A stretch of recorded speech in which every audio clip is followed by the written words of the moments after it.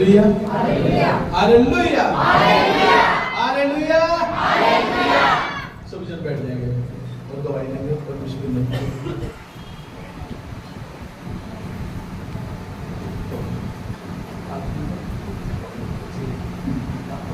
सबको जय मसीह। मैं प्रभु का धन्यवाद करती हूँ। मेरा नाम रानी है और मैं होमगार्ड से आती हूँ। और मैं पहले उधर आती थी घर पे, और फिर मेरा थोड़ा सा बैठने की वजह से मैंने यहाँ आना छोड़ दिया, मैं और कहीं जाने लग गई। मैं प्रभु का धन्यवाद करती हूँ, लेकिन फिर भी पास्टर ने हमारे को नहीं छोड़ा और ना हमने पास्टर को छोड़ा। हम कहीं नहीं जाते रहे। कितना समय हो गया था कि आप बीच में नहीं आ रहे थे? एक साल हो गया मेरा। एक साल हो गया। और मैं प्रभु का धन्यवाद करती हूँ कि मेरा बेटा बहुत दारू पीता था और मार लड़ाई झगड़े सब कुछ करता था, मेरे पे भी हाथ उठाता था। और हमारा सवेरे का खाना रात तक पड़ा रहता था, रात का खाना सवेरे फेंकते थे। मेरी दो ये पोती आती है, मेरी बहू, हम ऐसे रोते थे कि मैंने ये बना लिया था कि मैं अपने बेटे को बेदखल करूँगी और अपनी पोतियों को लेकर, अपनी बहू को लेकर और कहीं जाऊँगी। मैंने ये प्लान बना लिया। आपका बेटा मतलब आपके बेटे ने कहीं कर दी, आप पर हाथ भी उठाया? मेरे पे हाथ भी उठाया, मैंने बोला ना, मेरे पे हाथ भी उठाया। और हमारे बहू को भी मारता था, इतनी लड़ाई झगड़े करता था कि पुलिस कभी ये बुलाती थी, कभी मैं बुलाती थी, अपने सामने खड़ा करके उसको मैं पिटवाती थी पुलिस वालों से। और कई बार इतना झगड़ा होता था कि आपकी जो बहू है ये अपने घर से चली जाती थी? घर से हमने दोनों साथ बुआ ने ये प्लान बनाया था कि तू इससे दूर रह थोड़े दिन। और फिर मैंने इसकी मौसी के घर भेज दिया। ये माइक चेंज करो ना, ये नया वाला माइक करो, वो नया वाला माइक करो। और मैंने अस्पताल में भेज दिया अपनी बहू को और दोनों पोतियों को। और मैंने अपने लड़के को नहीं बताया, और मेरे से पूछता रहा कि कहाँ तेरे को पता होगा। तो मैं इससे बात करती थी, ये भी मेरे से 2-3 बार बात करती थी, लेकिन मैंने उसको नहीं बताया। तो मैं मिलने के लिए भी बुला लेती थी, मैं वो जब घर में नहीं होता था तो कहता था एक बार बस मेरे बच्चों को बुला दे, और मैं आज के बाद मैं कभी दारू नहीं पीऊंगा, कभी भी जो तुम कहोगे दीपावली कहेगी ना मैं वो करूँगा। लेकिन फिर भी हमने नहीं बताया। फिर हमें केक डाल दिया था, थोड़ा सा आना जाना होता रहा कोर्ट में। और अब मेरा बेटा ने इतना अच्छा हो गया। हाँ, मैं परमेश्वर का धन्यवाद। बीच में उनको दिक्कत हुई थी? दिक्कत वो तो बाद में हुई, फिर बहुत अच्छा हो गया। फिर उसके बाद थोड़े दिन के बाद फिर वो पीने लगा। फिर है ना बहू को ऐसे ही मार पिटाई ऐसे करने लगा। फिर इसको ये घर भेज दिया था मैंने मौसी के घर। फिर उसकी इतनी हालत खराब होगी कि उसके एक दिन में 2 दौरे पड़ने लगे और उसकी जुबान कट जाती, ऐसे खून हो जाता। कभी 8 टाके आ रहे हैं सिर में, कभी 4 आ रहे हैं, ऐसे होता था। और ये तो अपनी माँ के घर की मौसी के घर मेरी बेटी ने हम ऐसे रोकते फिर रहते। हॉस्पिटल में एडमिट करवा दिया रेलवाई में, तो उस पर बेड पर चढ़ के और वो लगा कर स्टूल लगा कर और बोतल लेकर ऐसे पंखों को चलाता था और शीशों को तोड़ता था, बाहर निकलता था। उसे पता ही नहीं कि मैं कहाँ हूँ, कहाँ नहीं हूँ, कौन हूँ मैं। ना मुझे पहचानता था और ना मेरे इसको पहचानता था। इसको मैंने बुला लिया था, किसी को नहीं पहचानता था। और उसके मुंह में ऑक्सीजन लग रहा, नाक में नली लग रही, दोनों आंखों को ऐसे फाड़ देता था, वो लग रही थी खून। और फिर डॉक्टर ने उसको एक हाथ ऐसे बांध दिया, एक बैठ के यहाँ बांध दिया, दोनों पैर बांध दिए। और एक रात 1 दिन तक ऐसे रहा। मैं इतना रो रही, मेरी बेटी भी, ये दीवाली भी बहुत रो रहे हम। हमारी बुरी हालत थी हॉस्पिटल में। एक बार ही तो भाग गया था सुबह। और फिर उसके बाद फिर एडमिट करवाया। फिर उसका इतना हाल हो गया कि जब तो पहचान ही नहीं सकता था। और हमने दुआ प्रार्थना करवाई पास्टरों से, पास्टर ने भी दुआ प्रार्थना करी। सबसे जितने थे हमारे जानने वाले, सबसे पास्टरों से सबने प्रार्थना करी।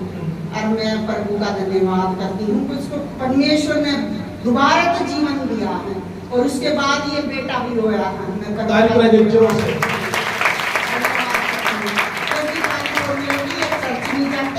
और मैं क्यों जाऊं चर्च?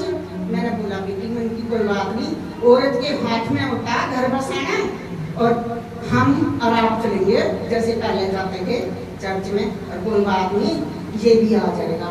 ये कहने लगी नहीं, मैं नहीं जाऊंगी। ये नहीं चाहता था मैं जाऊं। क्या औरतें घर बसाती, आदमी का हक नहीं है? तो फिर भी मैंने इसको कुछ नहीं कहा, मैंने परमेश्वर के ऊपर छोड़ दिया। और फिर उसके बाद ये 1.5 महीने 2 महीने नहीं गई चर्च में, और फिर परमेश्वर ने इसकी है ना कोख में ये दे दिया बाबू, और फिर है ये जाने लगी, प्रार्थना करवाई और मेरे परमेश्वर ने ऐसी आशीष दी कि इसका नाम भी आशीष है। 2 पोतियों को ये आशीष दी है। दो बेटियों के उसके बाद फिर आपकी बारी आई, आप एडमिट हुए थे, आपको और मेरे को इतनी मेरे 2 महीने से मेरा इतना पेट बड़ा हो गया, दलदला, और ना मेरे को भूख लगे, ना प्यास लगे, ना मेरा पेट साफ हुई, और मैं बहुत परेशान हुई, दवाई भी लेने कोई आराम नहीं आया।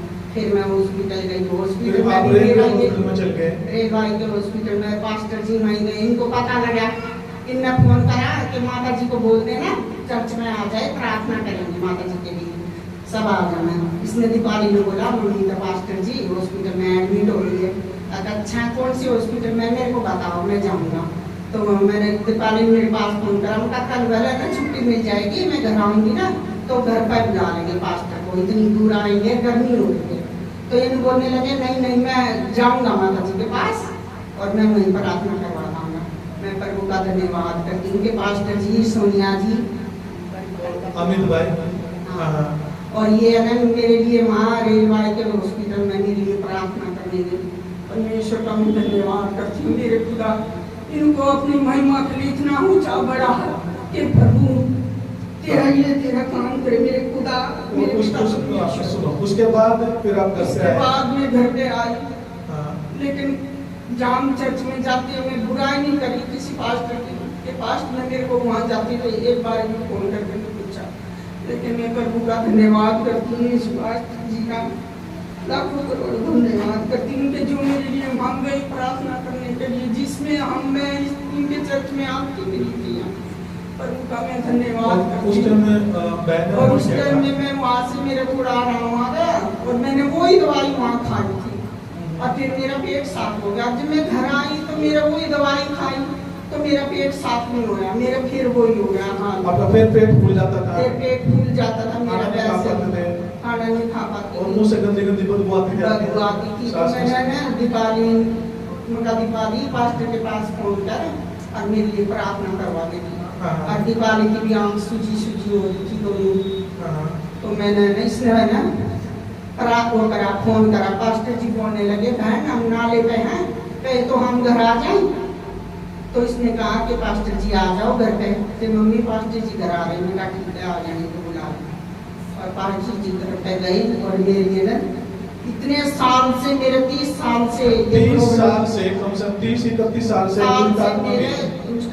मेरे खट्टी अटकार मेरे इतनी दवाई खाली, पेट फूलना और कंधे पे भारी पानी, और कभी मेरा बुरा हाल था पेट के वजह से, ना मैं कुछ खा सकती थी। और जब आपके लिए प्रार्थना की गई, वो पागलपन की बुरी आत्मा आपको छोड़ के गई, तो जो 30-31 साल से आपके जीवन में काम कर रही थी, और उसके बाद फिर क्या हुआ? उसके बाद मैं प्रभु का मैं धन्यवाद करती हूँ, क्योंकि करोड़ों धन्यवाद पास्टर का। उस दिन से मैं बिल्कुल ठीक हूँ।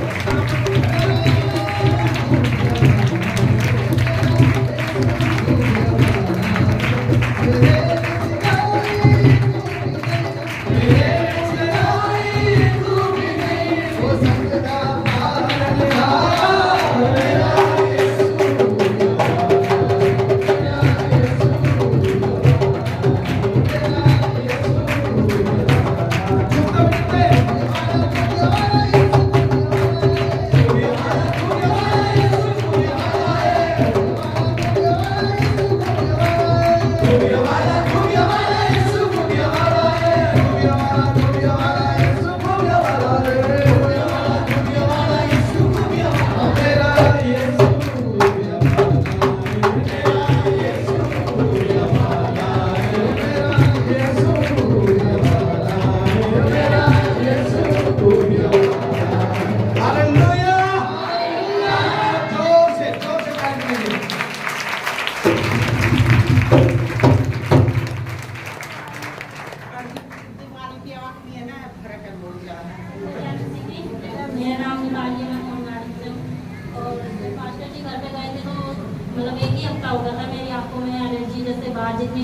की, उसमें सारी में मेरी खारिश हो गई थी। मैंने मेडिकल स्टोर से भी दवाई ली, तब भी मेरे आराम नहीं पड़ा।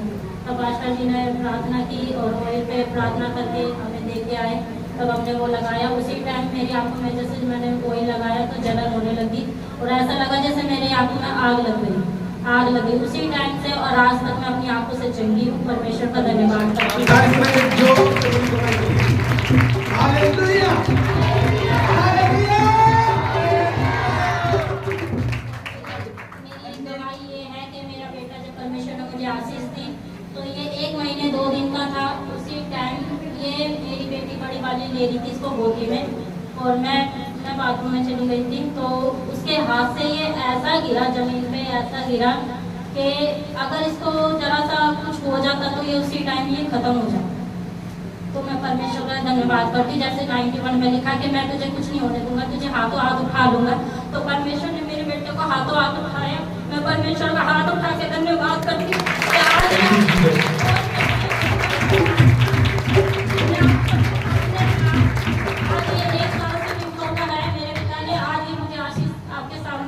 दिखाने के लिए मैं इसको लेके आई कि आज परमेश्वर के हजूरी में ये खड़ा है। मैं परमेश्वर का धन्यवाद परमेश्वर का